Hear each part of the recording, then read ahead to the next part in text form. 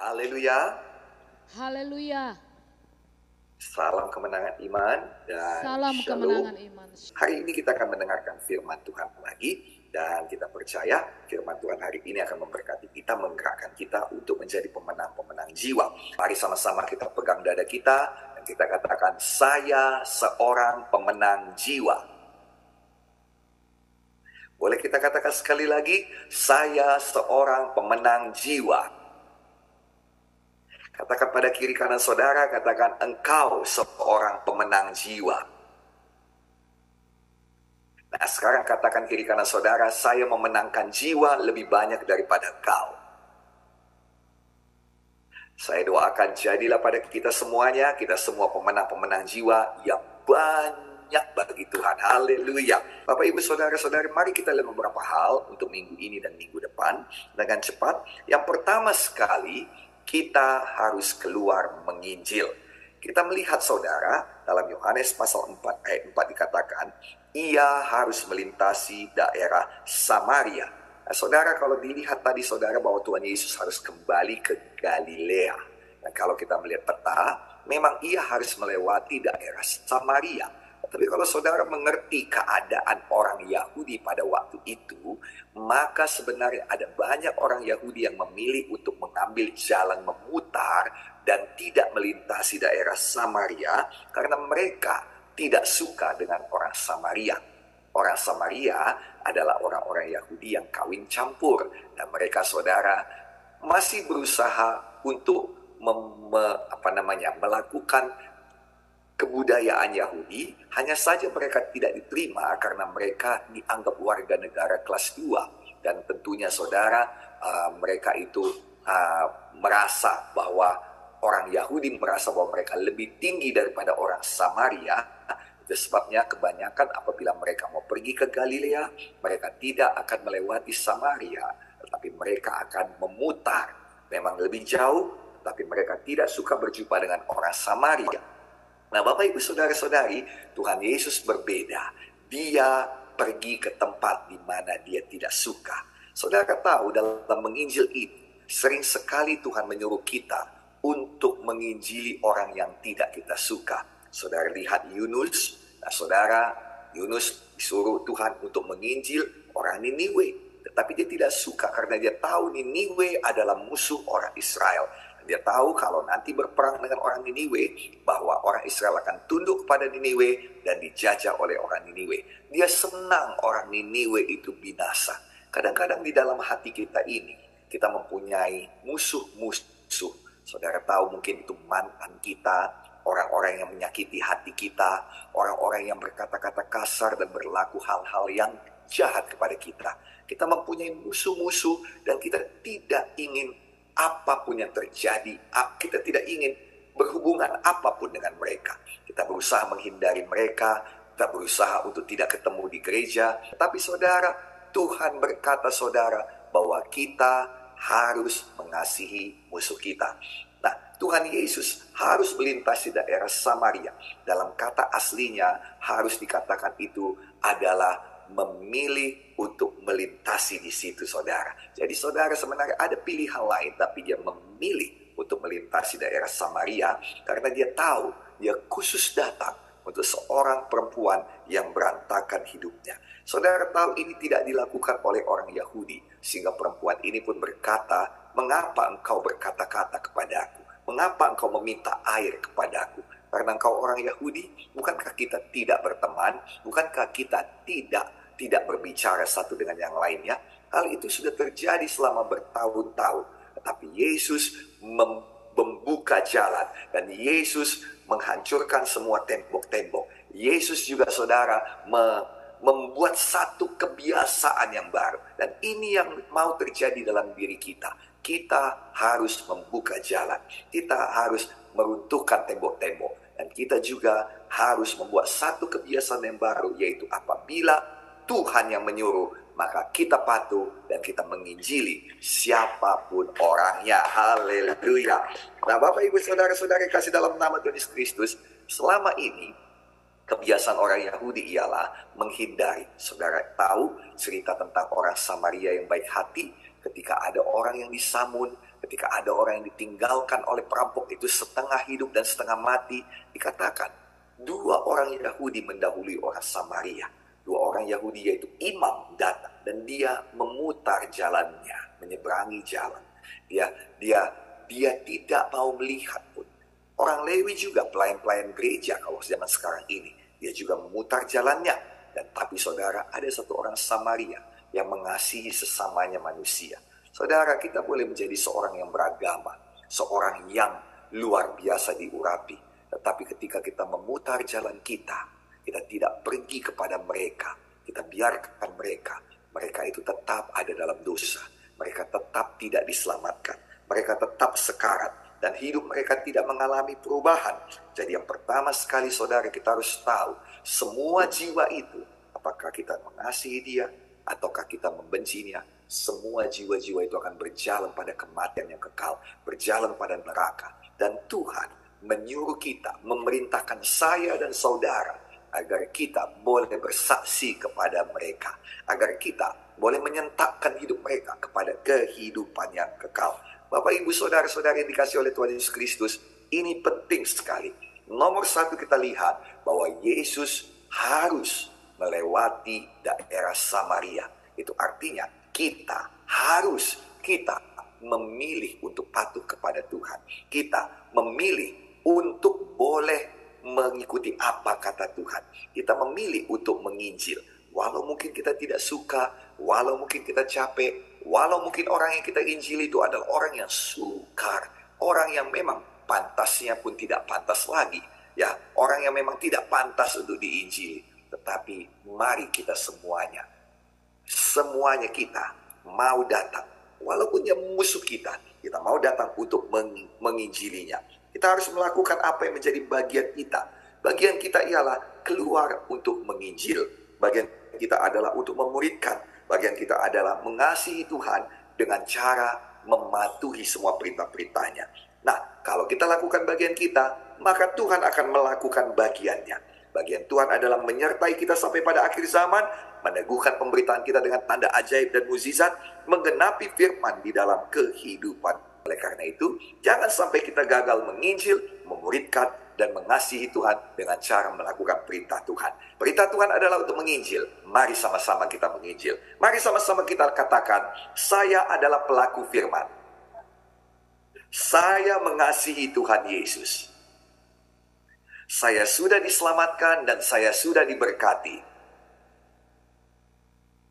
Saya diberkati untuk memberkati orang lain.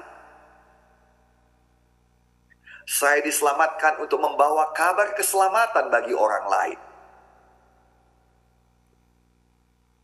Saya tidak akan berdiam diri. Saya berdoa dan saya bergerak menginjil. Saya tidak akan tinggal diam. Saya akan pergi untuk bersaksi memenangkan jiwa-jiwa. Saya tunjukkan kasih saya dalam perbuatan. Perbuatan yang keluar untuk menginjil. Perbuatan yang keluar untuk memenangkan jiwa. Saya melakukan apa yang menjadi bagian saya. Saya percaya Yesus tidak pernah gagal melakukan bagiannya. Jadilah dalam hidup saya. Di dalam nama Yesus. Dan kita yang percaya, kita yang mau menginjil, sepakat berkata, amin. Kita berikan tepuk tangan bagi Tuhan Yesus. Haleluya. Jadi yang pertama, kita harus keluar menginjil. Kita harus ikut apa kata Tuhan. Jangan hanya berdoa di kamar saja. Jangan suruh orang utus orang lain. Katakan seperti Yesaya, ini aku Tuhan, utuslah aku. Harus keluar, pilihlah untuk menginjil. Jadikan menginjil gaya hidup kita. Yang kedua, ketahuilah target daripada penginjilan. Nah, sering sekali saudara kita menginjili hanya orang-orang yang kita kenal. Tetapi sebenarnya Tuhan Yesus tidak mempunyai hubungan apapun dengan perempuan ini. Nah, saudara, kalau kita lihat bahwa Alkitab menuliskan sedikit sekali tentang perempuan ini, selain daripada kehidupannya yang berdosa. Nah, tapi kalau kita gali lebih dalam lagi, kita tahu ini perempuan adalah seorang yang mungkin pintar juga. Karena kita melihat bagaimana dia mendebat Tuhan Yesus. Dia berkata-kata, kita melihat dia adalah seorang yang berpendidikan. Dia tahu tentang sejarah dan dia tahu bagaimana berhadapan dengan orang-orang. Nah, dia berani juga, saudara. Nah, saudara kasih dalam nama Tuhan Yesus Kristus. Tapi yang jelas ya, kita tahu dari Alkitab, perempuan ini adalah seorang yang berdosa. Jadi saudara, kadangkala dalam penginjilan kita hanya datang kepada mereka yang sudah kita kenal.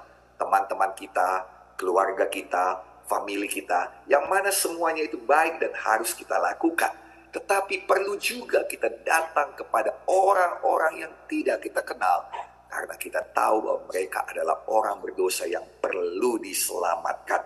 Seluruh orang berdosa adalah target pemberitaan Injil kita. Lihat Dr. Tommy Ray Odell, dia datang kemari dan dia pergi sampai kepada pelosok-pelosok kampung, ke kota-kota di Humbahas, ke kota-kota saudara di Dairi sana. Saudara, untuk apa? Untuk memberitakan Yesus. Saya berdoa supaya semua kita dipenuhi oleh kasih Kristus, supaya ada kasih yang menyala-nyala dalam hati kita, sehingga kita tidak membatasi penginjilan kita. Saya berdoa agar kita semua diberikan keberanian. Saudara yang kasih dalam nama Yesus, beberapa kali saya menginjil kepada orang yang sama sekali tidak saya kenal, kepada tenaga kerja Indonesia, kepada orang-orang di jalan, kepada orang-orang seperti yang mempunyai pekerjaan yang dikatakan dunia ini pekerjaan rendah. Tapi kita tahu saudara, mereka bukan orang rendahan. Mereka adalah orang-orang yang berjuang, orang-orang yang punya harapan, orang-orang yang perlu diselamatkan. Nah, sayangnya saudara, ada banyak di antara mereka orang-orang yang baik. Sayangnya mereka belum mengenal Yesus. Mari kita menginjili mereka. Alkitab mengatakan saudara, bahwa kita harus mendoakan mereka, membela mereka di hadapan Tuhan, dan kemudian mengunjungi mereka, membuka jalur komunikasi dengan mereka, follow up mereka agar mereka menjadi murid Kristus, mengajari mereka agar mereka bisa menjadi pemenang jiwa. Alkitab berkata dalam Matius pasal 28 ayat 19-20, pergilah, jadikan semua bangsa muridku. Target penginjilan kita adalah semua orang berdosa. Di mana saja Tuhan tempatkan saudara, siap sedia untuk memberitakan Injil. Saya deklarasikan, Gereja Kemenangan Iman Indonesia siap sedia memberitakan Injil. Pemimpin-pemimpin kelompok sel, pemimpin-pemimpin sektor, Armor Bearer Team, Gereja Kemenangan Iman Indonesia siap sedia untuk memberitakan Injil. Yang siap sedia untuk memberitakan Injil, sama-sama kita katakan, saya ya Tuhan. Kita berikan tepuk tangan bagi Tuhan Yesus. Haleluya. Nomor 3, kita harus mengubah cara pandang kita terhadap orang berdosa. Sering sekali kita melihat orang dan kita melihat, ya dia orang berdosa. Sama seperti murid-murid melihat perempuan ini, dunia melihat perempuan ini, dia orang berdosa, dia orang najis, dia orang dihindari, dia adalah seorang yang patut menerima hukuman. Lihat bagaimana mereka menyeret seorang perempuan yang berdosa. Mereka mempermalukan orang perempuan yang berdosa dalam Injil Yohanes pasal 8 yang kedapatan berzina. Oh, mereka mempermalukan, mereka menghakimi, dan mereka mau melempari dengan batu. Saudara yang kasih dalam nama Tuhan Yesus Kristus, itulah perlakuan dunia. Itu yang ditanamkan dunia ke dalam pikiran kita. Kita melihat orang yang berdosa dan kita berkata, yang itu jangan didekati, yang itu berbahaya, yang itu tidak disukai, yang itu, oh itu perusak, itu orang jahat. Itu semua adalah, memang mungkin itu semua benar, tetapi itu hanya satu sisi daripada perempuan ini. Bapak Ibu Saudara-saudari, ada sisi lainnya yang tidak kita lihat. Kalau kita pikir, atau kita lihat baik-baik, perempuan ini adalah seorang perempuan yang berpikir bahwa pernikahan dapat mengisi kekosongan hidupnya atau memberikan kebahagiaan padanya. Tahukah saudara, banyak orang yang berpikir demikian. Dia berpikir kalau aku menikah, aku terlepas dari persoalan. Padahal sebenarnya kita berkata lebih banyak persoalan yang menanti dia. Ya memang lebih banyak persoalan, tetapi jangan lupa Alkitab juga berkata kekuatannya sudah digandakan 10 kali ganda untuk menang terhadap persoalan-persoalan itu. Tapi itu hanya terjadi apabila saudara menikah dengan orang yang tepat. Saudara, dia adalah perempuan yang dicari oleh Tuhan Yesus. Jadi dia bukan hanya perempuan yang dikasihi Yesus. Sisi lain daripada dia adalah orang berdosa. Dia adalah orang yang melakukan banyak kesalahan, yang memilih pilihan yang salah. Tapi ada satu sisi lagi, mana dia adalah orang yang dikasihi Tuhan. orang yang gigih, orang yang dicari oleh Tuhan. Tahukah saudara, Tuhan mencari kita. Banyak orang berkata, aku menemukan Yesus. Dalam perjalanan hidupku, aku menemukan Yesus. Tidak, Yesus tidak hilang. Kita yang terhilang. Maka kita ditemukan oleh Yesus. Kita tidak bisa menemukan jalan kita. Kita sesat seperti domba, masing-masing mengikuti jalannya sendiri-sendiri. Tapi Yesus menemukan kita. Dan ini memang adalah tugas Tuhan. Ini adalah tujuan Tuhan. Ini adalah misi Tuhan. Lukas 19 ayat 10 berkata, sebab anak manusia datang untuk mencari dan menyelamatkan yang hilang. Semua kita dicari oleh Yesus. Semua kita ditemukan oleh Yesus. Saudara kasih dalam nama Tuhan Yesus Kristus, pada dasarnya kita juga seperti perempuan ini, seorang pendosa. Kita tidak lebih baik. Kita kelihatannya dari luar lebih baik. Karena kita sekarang ini sudah punya Yesus. Tapi sebenarnya kita tidak lebih baik daripada orang berdosa lainnya. Saudara dikatakan dalam 1 Korintus 4 ayat 7 dikatakan, siapakah yang menganggap engkau begitu penting? Dan apakah yang kau punya yang tidak kau terima? Dan jika engkau menerimanya, mengapakah kau memegahkan diri seolah-olah kau tidak menerimanya? Kita tidak lebih baik daripada mereka. Kita tidak lebih kudus daripada mereka. Saudara, Alkitab berkata segala kesalehan kita itu seperti kain kotor. Yesaya 68 ayat 6. Kita tidak lebih mulia daripada mereka yang berdosa. Nah, saudara, dalam Roma pasal 3:23 dikatakan semua telah berbuat dosa dan telah kehilangan kemuliaan Allah. Jadi mari kita ubah pemikiran kita tentang orang berdosa. Jangan kita selalu menganggap mereka di bawah, menghakimi mereka. Nanti mereka itu, udah pun kita injili, jatuh lagi ke dalam dosa. Sudah pun nanti mereka itu bertobat, jatuh lagi. Jangan demikian. Sabar kita kepada mereka. Sama seperti Kristus juga, sabar terhadap kita. Jangan lupa sambungan ayat itu berkata, karena dia tidak menginginkan seorang pun binasa. Tuhan tidak menginginkan saya binasa. Tuhan tidak menginginkan saudara binasa. Tapi Tuhan juga tidak menginginkan orang-orang di sekeliling kita binasa. Walau dia menyebalkan, Tuhan tidak menginginkan dia binasa. Walau dia mengejek-ejek kita, Tuhan tidak inginkan dia binasa. Kita ini dengan orang yang berdosa tidak lebih daripada pengemis. Kita adalah sama-sama pengemis. Bedanya, saya tahu di mana ada makanan enak. Saya adalah seorang pengemis yang menginjil, pengemis yang memberitahu pengemis lain. Di sana ada makanan enak. Kita sama-sama orang berdosa, sama-sama orang yang kehilangan kemuliaan, sama-sama orang yang tidak kudus. Tapi kita tahu ada yang bisa mengampuni kita, ada yang bisa mengembalikan kemuliaan pada kita, ada yang bisa menguduskan kita. Mari kita menjadi penginjil-penginjil. Mari kita menjadi seperti Yesus yang datang kepada perempuan ini dan kemudian membawakan air hidup kepadanya. Bapak, Ibu, saudara-saudari kasih dalam nama Tuhan Yesus Kristus. Penginjilan gaya Tuhan Yesus ini yang perlu kita miliki. Kita tidak meninggikan diri kita di seorang berdosa. Kita tidak memperbandingkan diri kita dengan orang berdosa. Melainkan kita masuk ke dalam kehidupan mereka. Tapi tidak ikut dengan dosa mereka. Kita bisa masuk ke dalam kehidupan seseorang tanpa perlu ikut dalam dosa-dosa mereka. Kita bisa berteman dengan orang tanpa perlu ikut dengan segala kesalahan mereka.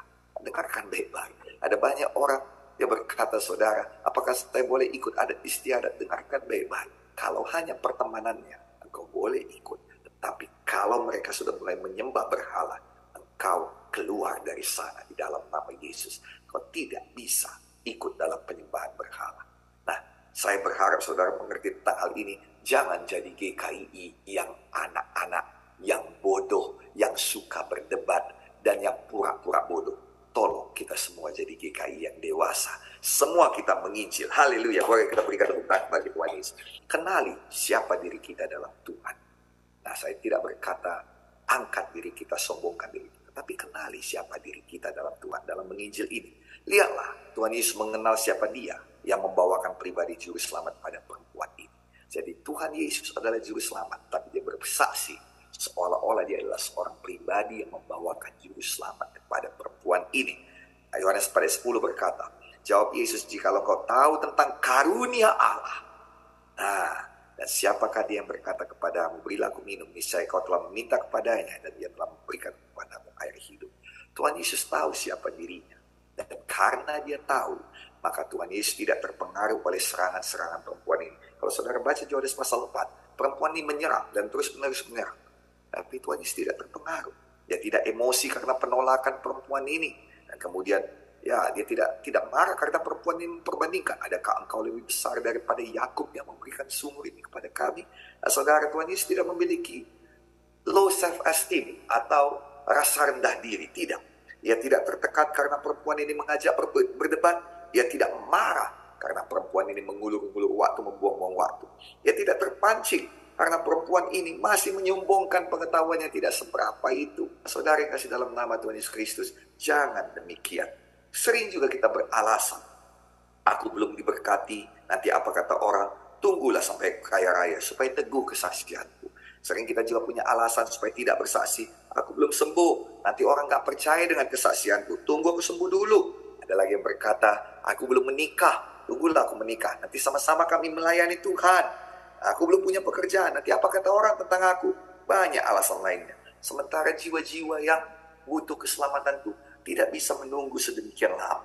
Semuanya ini, saudara, ada lagi alasan-alasan lain yang berkata, dia orang kaya, sementara aku ini miskin. Aku ini apalah, dia orang tinggi kedudukannya, aku orang yang rendah kedudukannya.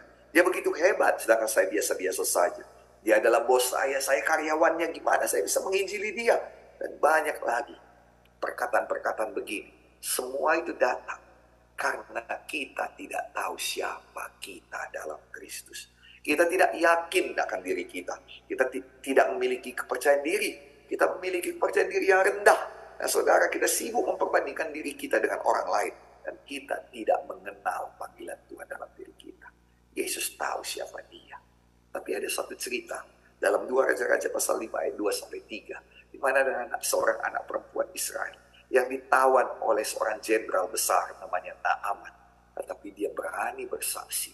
Dan dia membebaskan, membawa berkat besar bagi jenderal Naaman. Gadis ini hanya seorang perempuan, seorang anak kecil. Dia seorang tawanan. Dia ada di wilayah asing, di kerajaan orang. Bukan hanya kerajaan orang, kerajaan musuhnya. Dia datang dari bangsa yang ditaklukkan. Dia hanya seorang hamba dan pelayan. Dia bukan siapa-siapa. Tapi dia tahu siapa dirinya di dalam Tuhan. Dia tahu siapa identitasnya. Walau dimanapun dia berada, identitasnya tidak berubah. Gideon Munte tetap Gideon Munte dimanapun saya berada. Dia tahu apa yang dimilikinya dapat menjadi berkat. Dia tahu bahwa Tuhannya membutuhkan apa yang dimilikinya. Dia memiliki kepercayaan diri karena Tuhan Allahnya. Dia bertindak dan menjadi berkat. Dan lihatlah apa yang terjadi. Naaman sembuh dari kustanya. Saya percaya ketika Naaman pulang, yang pertama dikejarnya, yang pertama dicarinya bukan istrinya, bukan raja. Tetapi ketika Naaman pulang, dia akan mencari gadis kecil ini. Dia pasti akan memeluk dia, mengangkat dia. Mungkin pun dia akan menjadi anak angkatnya. Saya tidak tahu karena saya belum menyelidikinya. Tapi saya tahu akan banyak orang-orang yang bersuka cita menyambut saudara di sorga nanti. Akan banyak orang-orang yang saudara injil sangat bersyukur dan berterima kasih pada saudara di dunia ini. Karena saudara berkata-kata tentang Kristus kepada mereka. Saudara tidak berkata, nantilah, tunggulah, dia akan hebat, aku bukan siapa-siapa. Saudara tidak berkata, nanti tunggu aku menikah dulu. Nanti tunggu aku kaya dulu. Semua itu terjadi karena kita tidak kenal siapa diri kita. Ya, memang kita belum punya semuanya. Tapi Yesus yang ada dalam kita memampukan kita untuk bergerak, menginjili orang lain. Bukan karena kita sudah punya semuanya, tapi karena kita punya Yesus. Kenali siapa diri saudara dalam Tuhan. Ini satu hati yang tergerak oleh belas kasihan. Rendahkan hati kita. Topik kita adalah Yesus dan mereka. Yesus dan mereka. Kalaupun kita bersaksi tentang diri kita, maka dalam kesaksian itu kita muliakan Yesus. Kita muliakan Yesus. Dan kalau kita bisa ditolong Tuhan, mereka juga pasti ditolong Tuhan. Dan hari ini saya berdoa, semuanya kita bangun bangkit menjadi pemberita-pemberita Injil. Bawa jiwa-jiwa. Jangan hanya KKR bawa jiwa. Setiap minggu bawa jiwa. Setiap hari jadi pemenang jiwa. Setiap hari bersaksi. Kalau saudara bersaksi pada 10 orang, saya percaya satu akan dikembalikan Tuhan pada saudara. Satu akan ikut saudara untuk boleh beribadah bersama-sama di Gereja Kemenangan Iman Indonesia Pusat Medan. Tuhan Yesus sekiranya memberkati kita semuanya. Mari kita semuanya bangkit berdiri dan kita berikan tepuk tangan bagi Tuhan Yesus Kristus. Haleluya.